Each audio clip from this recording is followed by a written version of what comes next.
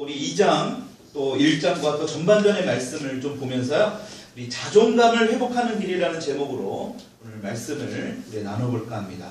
우리 계속해서 몇 주 동안 지금 금요 치유 집회와 또 우리 주일 예배를 통해서 계속 우리 내면에 있는 상처가 무엇인지, 그 문제점들이 무엇인지를 우리가 살펴보고 있죠. 엊그제 금요일 날에도 우리가 열등감에 대해서 또 지난 주일날 봤던 것처럼 또 열등감을 우리가 살펴보았습니다. 여러분, 이스라엘 백성들이 메뚜기 떼와 같다라고 한 것은 누가 그렇게 얘기했다는 거예요? 그 주변에 있는 가나안 백성들이 이 이스라엘 백성들에게 메뚜기 떼와 같다라고 얘기한 게 결코 아니라고 얘기했죠. 그렇죠? 자기들 스스로가 그렇게 얘기했다는 겁니다. 아무도 그렇게 얘기한 사람이 없어요. 자신들 스스로가 그렇게 생각했고 그렇게 여겼다라는 겁니다. 여러분, 자신 스스로를 이렇게 지나치게 가소평가하고 남의 시선의 기준을 우리가 두고 살아간다면 우리는 이스라엘 백성들과 똑같이 메뚜기 신앙 안에서 벗어날 수가 없다라는 것입니다.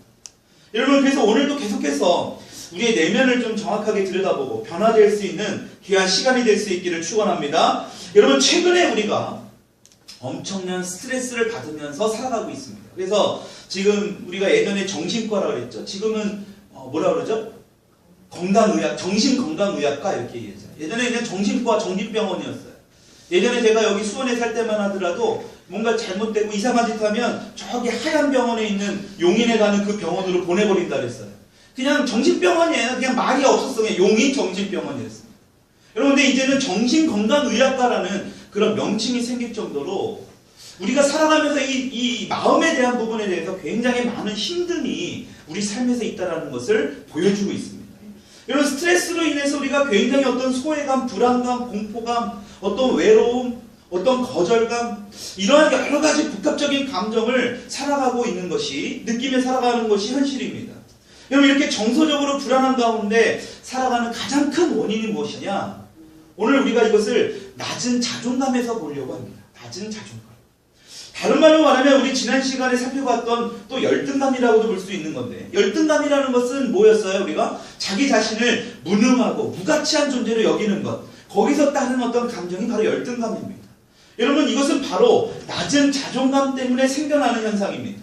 다시 말해서 이 열등감의 원인은 낮은 자존감에서부터 시작된다는 거예요.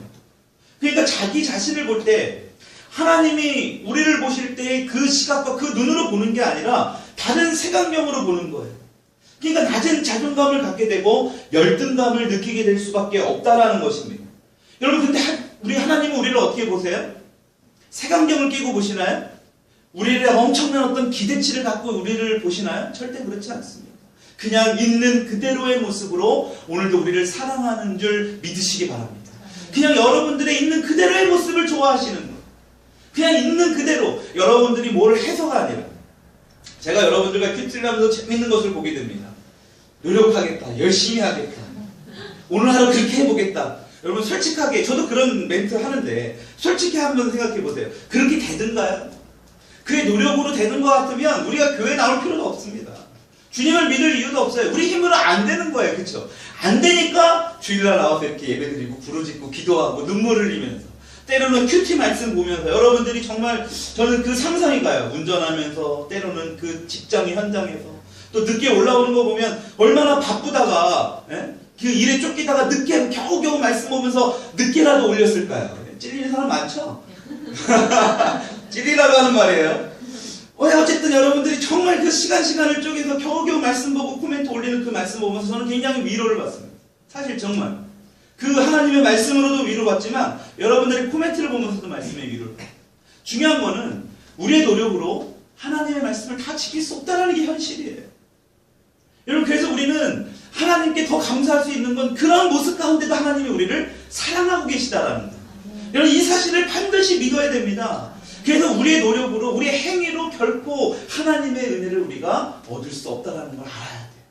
그것이 뒤집어지면 우리는 교회 신앙생활이 아니라 우리는 종교 행위를 하게 돼요. 여러분, 그래서 우리 주변에 있는 사람들에게 우리가 흔히 이렇게 얘기합니다. 교회 나와라 그러면 안 좋은 것부터 먼저 끊고 나오겠다라고 합니다. 여러분, 그런데 그렇게 말하는 사람 대부분이 교회 나오는 게 더 어려운 것을 우리가 봅니다. 그렇죠? 왜요? 왜 그럴까요? 그분들은 아주 중요한 사실을 모르고 있기 때문에. 그 중요한 사실이 뭡니까? 하나님께서는 아무리 우리가 부족하고 연약하고 제약된 모습 가운데 살아간다 하더라도 하나님은 우리를 사랑하시다라는 거예요. 있는 그대로의 모습을 사랑한다라는 거예요. 그리고 우리를 그토록 사랑하시기 때문에 그 모습 그대로 제약된 모습으로 살아가기를 원하는 게 아니라 뭐 하길 원하세요? 예수님을 닮은 모습으로 변화되기를 원하신다는 거예요. 그냥 계속해서 제약된 모습으로 살아가는 걸 원하면 그건 하나님이 우리를 진짜 사랑하는 게 아니죠. 그것은 마치 여러분들이 자녀들이 잘못된 길을 걸어가는데도 계속 그냥 가만히 보고 있는 거와 똑같은 거 아닙니까? 우리가 가끔씩 그런 얘기를 해요. 왜 그때 우리 부모님이 나를 잡아주시지 않아가지고, 왜 그때 부모님이 공부 좀 하게 좀 했으면, 그쵸? 그때 좀 공부 좀 열심히 하게 좀 옆에서 좀 도와줬으면 내가 열심히 한번 했을 텐데, 그런 생각도 우리 많이 하잖아요. 여러분, 하나님도 마찬가지입니다. 우리가 잘못된 길로 가는 것을 그냥 가만히 보시는 분이 아니에요. 있는 그들의 모습을 너무나 사랑하시지만 점점 더 변화된 모습을 우리 주님은 보기를 원하신다는 거예요. 여러분, 우리가 이렇게 있는 그들의 모습을 사랑하는 그 하나님의 눈으로 우리 자신을 보지 않으면 우리는 낮은 자존감 가운데 살아갈 수밖에 없어요. 우리가 먼저 알아야 될 건 뭐냐? 하나님이 있는 그대로의 모습을 너무나 사랑하신다는 거예요. 여러분, 왜냐하면 하나님의 사랑으로 우리가 충분히 체험을 받지 못하면 우리는 그 자존감이 높아질 수 없어요. 하나님의 사랑이 부족해서가 아닙니다. 그 사랑을 신뢰하지 못하고 거부하기 때문에 그래요. 우리 스스로가 하나님은 우리를 사랑한다고 끊임없이 우리 가운데 보여주는데 우리가 거부하는 거예요. 여러분, 그래서 열등감은요, 하나님에 대한 깊은 신뢰를 갖지 못하게 되는 데부터 시작되는 거예요. 여러분, 하나님의 큰 사랑을 알지 못하는 데부터 시작되는 게 바로 이 열등감이에요. 그러니까 열등감을 세상 사람들은 그냥 세상적으로 한번 풀어보려고 합니다.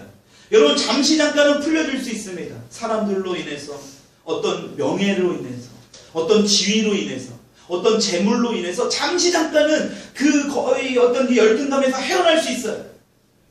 맨날 낮은 조그만 지하 단칸방에 살다가 정말 넓고 큰 평수에 100평짜리 되는 아파트에 한번 살아보십시오. 어떻습니까? 세상을 다 가진 것 같지 않습니까?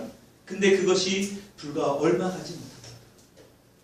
맨날 낡은 차 타고 다니다가 큰 차 한번 타면 어떻습니까? 네, 너무 좋을 것 같아요. 세상 부럽지 않을 것 같지 않습니까? 누가 괜히 빵빵거리지도 않는 것 같고, 괜히 내가 가면 다 길 터주는 것 같은 느낌. 그냥 그거 혼자 느낌이에요. 중요한 건 어때요? 조금 지나면 기스나고 부딪혀도 그 차 돌아보지도 않아요. 차도 새 차도 그렇게 열심히 하던 차 닦지도 않습니다. 누구 얘기일까요? 저의 얘기입니다. 그게 우리의 모습이에요. 여러분, 그러한 열등감에 세상적인 것으로 자꾸 채우려고 해봐도 우리는 잘 될 수 없습니다. 한계를 느낍니다. 여러분, 그래서 열등감과 반대되는 개념이 바로 높은 자존감이에요. 자존감. 그래서 오늘 이 자존감에 대해서 좀 살펴보려고 합니다. 여러분, 자존감은 내가 누구인가 하는 어떤 자기의 정체성을 형성하는 데 있어서 굉장히 중요합니다. 다시 말해 뭐예요? 자신을 존중하는 거예요. 여러분, 사실 열등감이 없는 사람은 그 누구도 없습니다. 우리 누구에게는 다 있습니다. 근데 중요한 거는 이 건강한, 우리가 높은 자존감을 가지게 되면 누구나에게 있는 그 열등감에 휘둘리지 않아요. 누군가에게 있는 그 열등감에 의해서 우리의 마음이 뺏기지 않는다라는 겁니다. 다시 말해, 상처로 인해서 우리 마음을 뺏기지 않고 열등감에 휩싸여 살아갈 수 있는 그러한 여러 가지 원인들로 인해서 우리가 힘들지 않게 살아갈 수 있다. 여러분, 그래서 오늘 그 열등감을 이겨낸, 오늘 우리 성경을 통해서 본 이 한나라는 인물을 통해서 좀 살펴보려고 합니다. 여러분, 우리 성경을 보게 되면 이스라엘의 역사적으로 3번의 큰 전환점을 맞게 됩니다.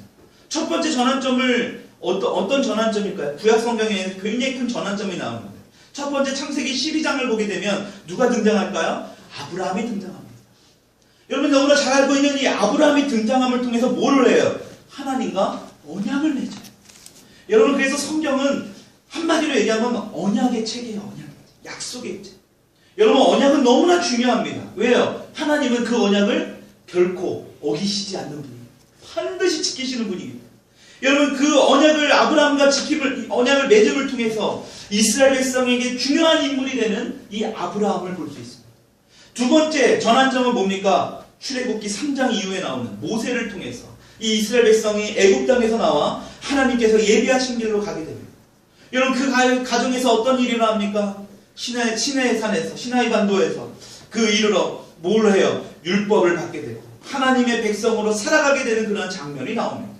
마지막으로 어떤 전환점이 있느냐? 바로 사울과 다윗으로 이어지는데 굉장히 중요한 인물이 나옵니다. 여러분, 왕정 시대가 시작되는 거예요. 이스라엘의 최초의 왕이라는 인물이 시작되는데 그 사울과 다윗을 잇는 최초의 그 왕이 등장하는 데 있어서 굉장히 연결해주는 중요한 그 인물이 나옵니다. 누굴까요? 바로 사무엘입니다. 여러분, 이러한 사무엘이 등장하도록 한 그 인물이 누구예요? 바로 그 어머니 한나야. 여러분, 그래서 성경에는 이 사무엘 상을 시작할 때 한나의 이야기로 시작을 합니다. 짧은 이야기지만 한나의 중요한 부분이 있기 때문에 하나님은 이 말씀을 성경 말씀에 언급하신 것 같아요. 여러분, 오늘 본문은 이 사무엘이라는 굉장히 중요한 인물이 어머니 한나의 뱃속에서 잉태되는 배경을 보여줍니다.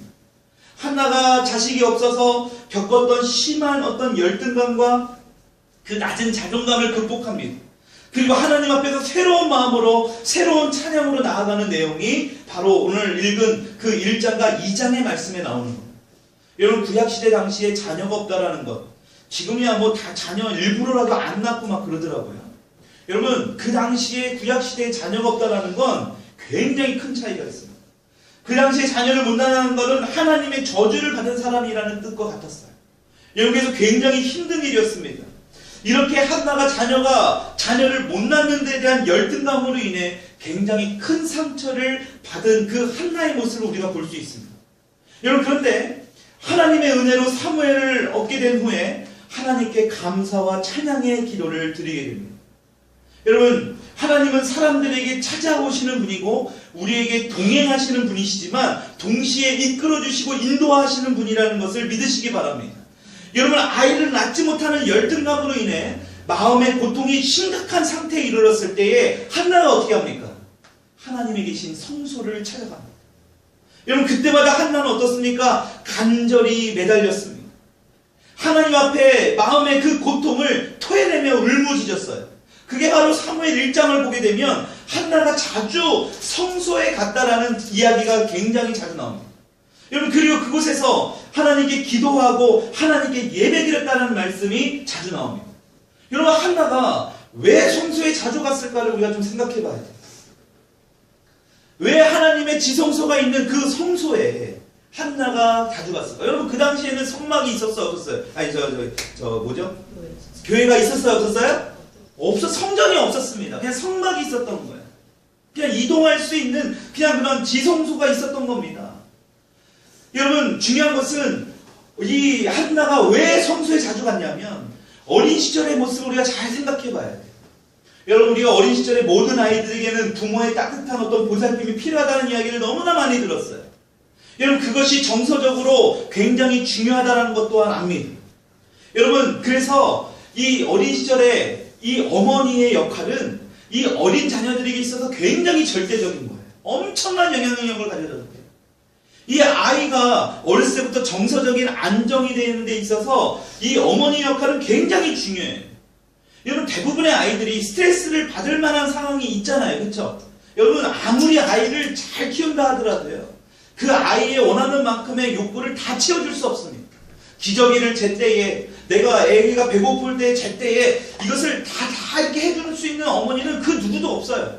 중요한 건 그렇게 큰 스트레스를 받을 상황에서도 어떻게 하는 거예요? 엄마가 어느 정도 보호를 해주고 평안을 갖게 해준다면 이 아이들은 어릴 때부터 굉장히 정서적으로 평안함을 느껴요. 매번 10번 울었는데 한 번 엄마가 먹이를 줄까 말까 하는 이런 상황이라면 굉장히 불안한 거예요. 기저귀를 10번 갈아달라고 했는데 한 번 해줄까 말까 하는 이건 굉장히 불안한 거예요. 그에 반대로 10번 중에 8, 9번이라도 그 아이에 충족해줄 수 있는 그런 여러 가지 상황을 만들어준다면 아이는 굉장히 정서적으로 평안할 수 있습니다. 여러분, 그리고 이렇게 바로 어머니가 우리 인간의 어린 시절에 안전기지의 역할을 합니다. 보호받을 수 있는 역할을 합니다.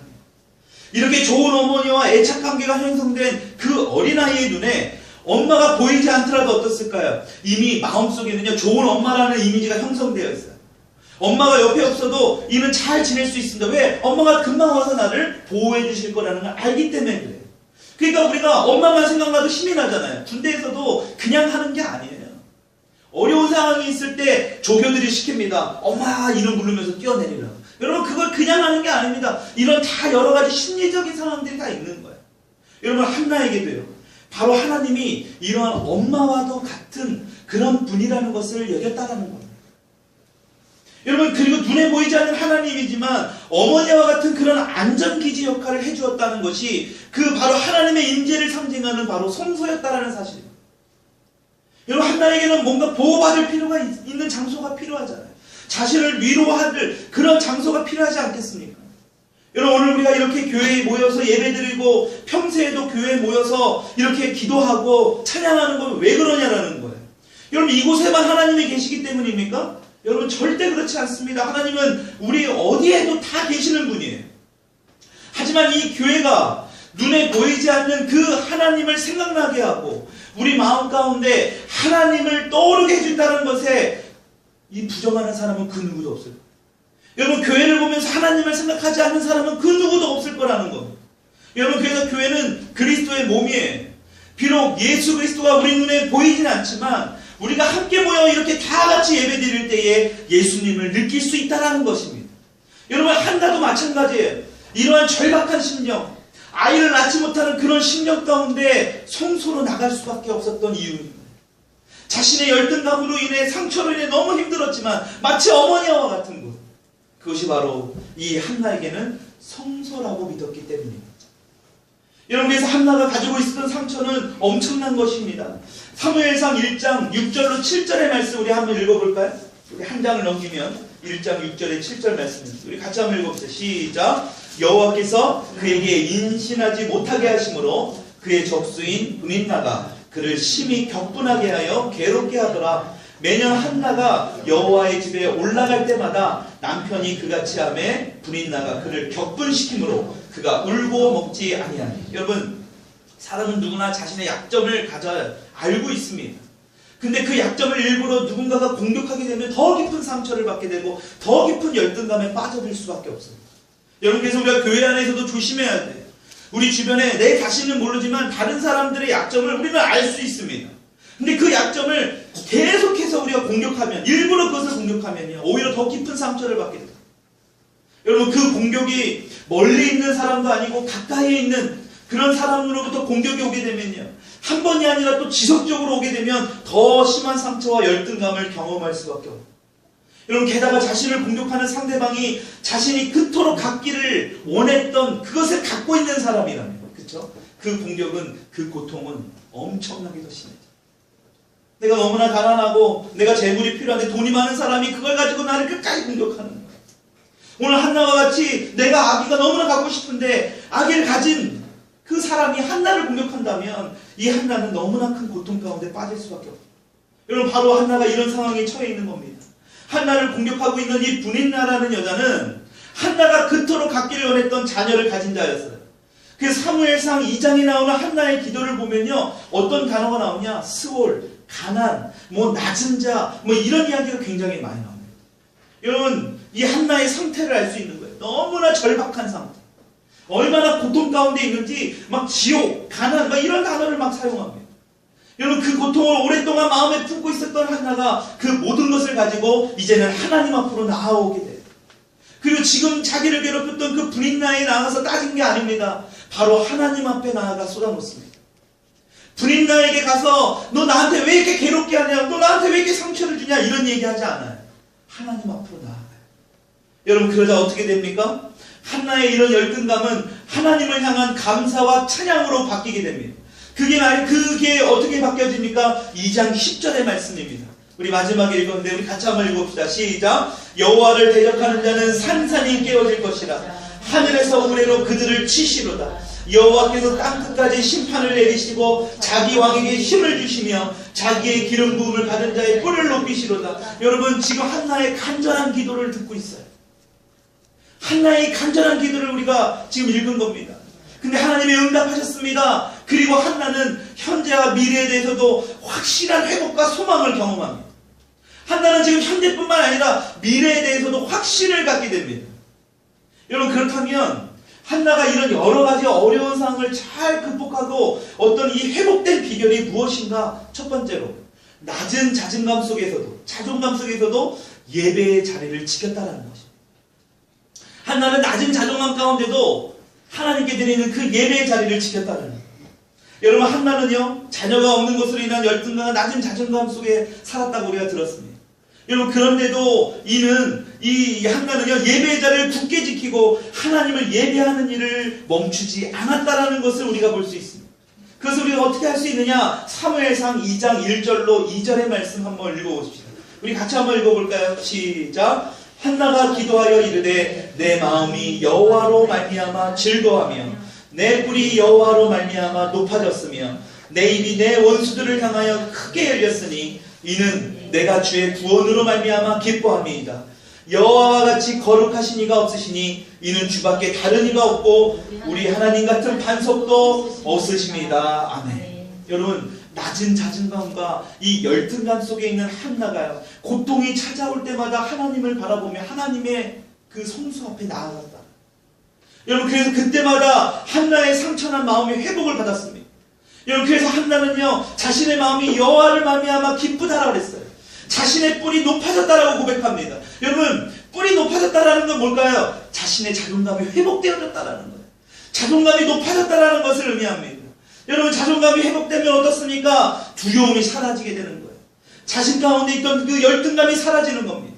여러분, 원수에 대한 그런 맞설 용기가 생겨나는 거예요. 담대한 믿음이 생겨날 수 있다는 겁니다. 여러분, 그래서 하나님을 향한 믿음이 계속해서 한나에게 있을 수 있었다라는 것입니다.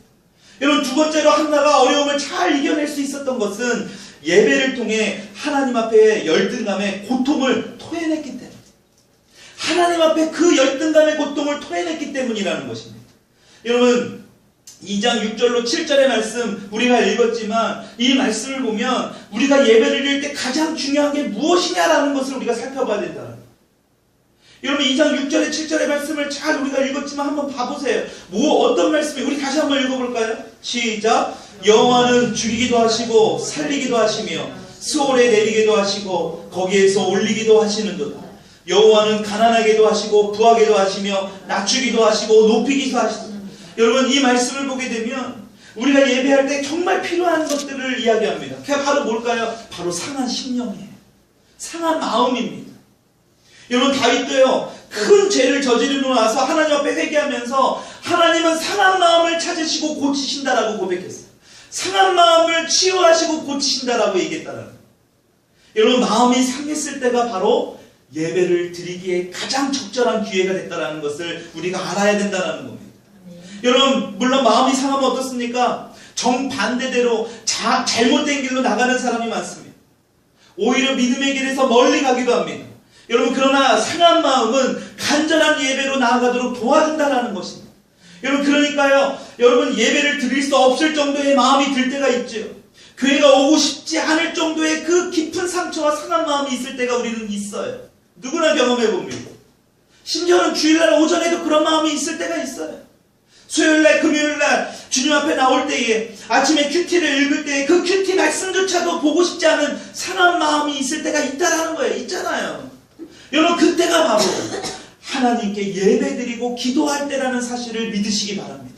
여러분, 바로 그때가 바로 하나님을 정말로 기쁘게 해드릴 수 있는 예배를 드릴 수 있는 때예요. 여러분, 하나님을 향해 기도하고 찬양하는 그 한나의 입술에는 그동안 한나가 잘 표현하지 않고 드러내지 않은 그 상한 감정과 견딜 수 없을 만큼의 그 힘들었던 고통의 단어들이 쏟아져 나오고 있어요. 그게 바로 이 스올이라는 어떤 그 지옥이라는 단어로 이야기를 합니다. 얼마나 힘들었습니까? 여러분, 그러면서 한나는 하나님이 죽이기도 하시고 살리기도 하시는 분이라는 것을 고백해요. 얼마나 자신을 괴롭히는 사람에게 얼마나 힘들었으면 이런 고백을 하는 겁니다. 여러분, 그리고 그 사람에게 고백한 게 아니라 하나님께 나아가 모든 것을 쏟아놓습니다. 여러분, 그래서 우리는요, 자꾸 우리 마음 가운데 담아두어서는 안 돼요. 자꾸 담아두게 되면 우리는 어떻습니까? 심하면 우울증에 들어가요.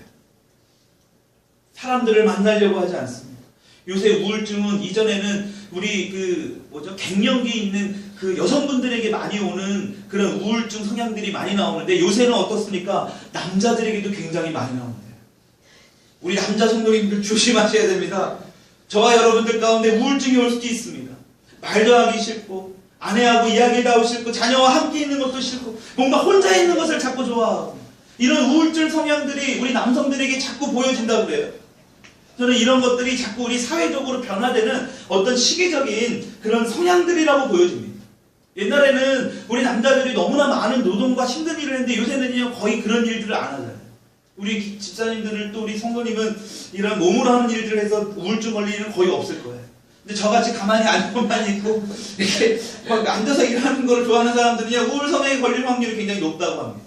여러분 중요한 것은 이 한나는요 자신의 마음에 담아두지 않다라는 거예요. 남성들이 자꾸 왜 그런 성향에 걸리느냐, 자신의 마음에 담아두기 때문에 그럽니다. 자꾸 이야기하려고 하지 않아요. 형제에게, 남편이나 어떤 아내에게, 이웃에게 그것을 토해내면 안 됩니다. 그것을 이야기해서는 안 돼요. 오히려 더 큰 문제가 생길 수 있습니다. 한나처럼 누구에게요? 하나님께 그 억울함을, 상한 마음을 쏟아내어야 한다는 것입니다. 여러분 한나는요 자기를 대적하는 사람이 아니라 하나님 앞으로 나아가서 자신의 고통을 토해냄으로써 그 열등감의 상처가 치유되는 것을 우리가 볼 수 있습니다. 예배를 통해 하나님 앞에 솔직하게 자신의 고통을 토해냄으로써 한나는 치유를 받았습니다. 여러분 우리가 크리스찬으로서 예배드리고 기도하고 성경을 묵상해야 된다는 것은 누구나 다 압니다. 근데 왜 이것을 자꾸 강조합니까? 여러분 우리의 시간을 빼앗기 위해서? 왜 자꾸 교회를 나오라고 그래요? 우리를 자꾸 괴롭게 하기 위해서? 아니에요. 하나님 앞에 나오는 것, 말씀을 읽고 묵상하는 것, 기도하는 것이야말로 우리 자신의 내면을 가꾸는 굉장히 중요한 요소가 되기 때문에 그렇습니다. 여러분 이것을 요즘 말로 뭐라고 얘기할까요? 멘탈이라고 합니다. 멘탈. 우리의 내면. 정말로 멘탈이 강해질 때 어려운 상황에서도 예배드릴 수 있고 어려운 가운데도 기도할 수 있고 그 정말 상한 마음에서도 하나님의 말씀으로 묵상으로 시작할 수 있다는 것입니다. 여러분 재미있는 드라마 본다고 영화를 본다고 여기 있는 분들은 그 누구도 그러시지 않으시겠지만 술을 마신다고 멘탈이 강해질 수 없습니다. 결코 강해질 수 없습니다. 여러분 한나와 같이 하나님을 붙들 때만 우리의 멘탈이 우리의 내면이 강해질 수 있다는 것을 믿으시기 바랍니다. 여러분 그래서 성경을 보면 하나님께서 하라 하지 말라라고 분명히 말씀하십니다. 왜 그럴까요? 여러분 그것은 우리에게 유익을 위해서 그런 거예요. 우리를 괴롭게 하기 위해서 그런 게 아니라 우리가 잘되게 하기 위해서 절대로 우리가 잘못되게 하기 위해서 그렇게 하시는 게 아니라는 것입니다. 여러분 한나에게 임한 이런 어려운 일들을 통해서 하나님은 한나를 더욱 강하게 하셨어요. 그리고 그 열등감에서 자유하게 하셨습니다. 회복시키셨습니다. 우리가 그렇게 하나님 앞에 나와 예배드리고 기도하고 말씀을 붙들 때에 우리의 내면이 강해지게 되고 낮은 자존감이 회복되어지고 우리 안에 있는 열등감이 해결되어지고 회복되어질 수 있다는 사실을 믿으시기 바랍니다. 여러분 끝으로 오늘 말씀을 정리할 때에 이 이야기를 잠깐 해보려고 합니다. 남의 눈치를 지나치게 살폈던 어떤 40대 남성이 있었대요. 마치 남에게 욕먹지 않으려고 남에게 어떤 비난을 받지 않으려고 하는 것이 이 사람의 인생의 목표였다고 합니다. 공부도 성공을 위해서 하는 게 아니라 다른 사람에게 지적하지 않으려고 남에게 욕먹지 않으려고 했답니다. 사람도 사회생활도 남의 눈치 보느라 제대로 어떻게 생활할 수가 없을 정도로 힘들었다고 합니다. 완벽하고 빈틈없는 사람으로 인정받아야지만이 이 사람의 마음에 안심이 되었다라는 거예요. 그런 사람이 있었습니다.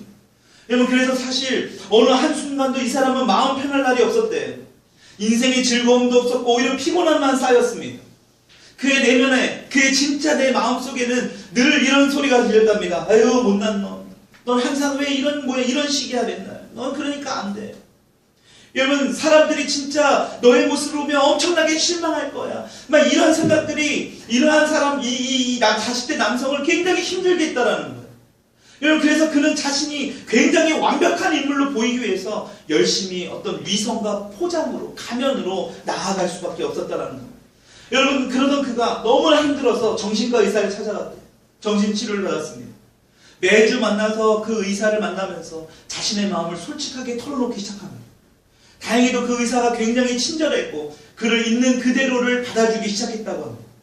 그는 굉장히 처음에는 부끄럽지만 자신의 모습을 있는 그대로 인정해주는 그 의사가 너무나 고마워서 자신이 더 이상 꾸미지 않기로 결정했대요. 그리고 있는 그대로 다 이야기했답니다. 그리고 나서 어느 날 친구를 만났답니다. 그리고 그 친구에게 자신의 마음을 다 솔직하게 털어놨대요. 털어놨는데 너무나 자신은 불안했던 거예요. 제가 나를 진짜 그동안에 나를 어떤 모습으로 봤을까? 실망하지 않을까? 근데 그 친구의 반응이 이 사람의 예상과 전혀 달랐습니다. 친구가 자신에게 실망했다고 비난할 줄 알았는데 전혀 그렇지 않았어요. 친구는 오히려 자신을 믿고 그런 솔직한 마음을 그런 그 힘든 얘기를 자신에게 해줬다는 것만으로 너무나 고마워. 오히려 거꾸로 자신도 그 40대 남성에게 그 솔직한 이야기를 했더라. 자신에게도 어떤 상처가 있었던 일. 그날 그렇게 너무나 편하고 기쁠 수가 없었답니다. 너무나 해방감을 맛봤다. 와, 이게 진짜 이 세상에서 정말 내가 완벽하지 않아도 되는구나. 내가 완벽한 삶을 살지 않아도 이렇게 행복할 수 있구나. 그동안은 실수를 할까봐 굉장히 초조했고 그랬는데 이제는 그럴 필요가 없구나. 있는 그대로 자신을 드러내도 되는구나 라는 것을 알았다는 겁니다. 여러분, 우리 이렇게 건강한 자존감을 회복하기 위해서 완벽해야 된다는 생각을 내려놔야 합니다. 우리가 자존감을 높아지기 위해서는요, 우리의 이런 생각을 내려놔야 돼요. 자신을 있는 그대로 받아들일 수 있어야 된다는 것. 자신을 그냥 부족한 모습 또한 그것도 내 자신이라는 것을 인정해야 돼요. 여러분, 그러기 위해서는 우리 인간을 지으시고 우리를 너무나 잘 아시고 머리카락까지 샘바되신 그분이 태초 전부터 우리를 계획하신 그 하나님 앞에 나와야만이 우리의 자존감, 진정한 자존감이 회복되게 된 줄 믿으시기 바랍니다. 여러분, 왜냐하면 하나님이 보시는 것처럼 하나님의 시각으로 자신을 볼 수 있기 때문입니다. 하나님의 시각으로 우리를 볼 수 있기 때문에. 여러분, 한나가 그랬습니다. 오늘 말씀을 통해서 어려운 상황 속에서도요, 이 한나는 하나님 앞에 나왔습니다. 그리고 상처가 치유되었고 자신의 그 기도가 응답되는 역사를 한나는 체험했습니다. 여러분, 비참한 상황 가운데도 그 상황 그대로 그냥 그 간절한 마음으로 하나님께 나아왔던 거예요. 그냥 내 환경이 좀 나아지면 내 아들을 태어나게 하면 하나님 앞에 나오겠다라고 한 게 결코 아니었다라는. 여러분, 하나님은요, 한나를 그 놀라운 믿음의 어머니로 세워주셨습니다. 여러분, 우리는 이 사실을 너무나 잘 알아요. 우리 오후 시간에도 이 한나에 대해서 좀 더 깊이 있게 살펴보려고 하는데, 바로 오늘 우리 이 시간에 한나에게 역사하셨던 그 하나님이 오늘도 동일하게 우리 가운데 역사하셔서 우리 혹시라도 우리 가운데 열등감과 낮은 자존감으로 살아가고 힘든 분들이 혹시라도 이 안에 있다면, 아니 또 우리 이웃 가운데 있다면 우리를 통하여 이 시간에 회복될 수 있도록, 또 오늘 이 시간에도 그 낮은 자존감을 하나님께서 높여줄 수 있는 귀한 시간이 될 수 있기를 위해서 우리 이 시간 이 말씀을 생각하면서 이 찬양으로 주님 앞에 나아가기를 원합니다. 우리 주 여호와는 광대하시도록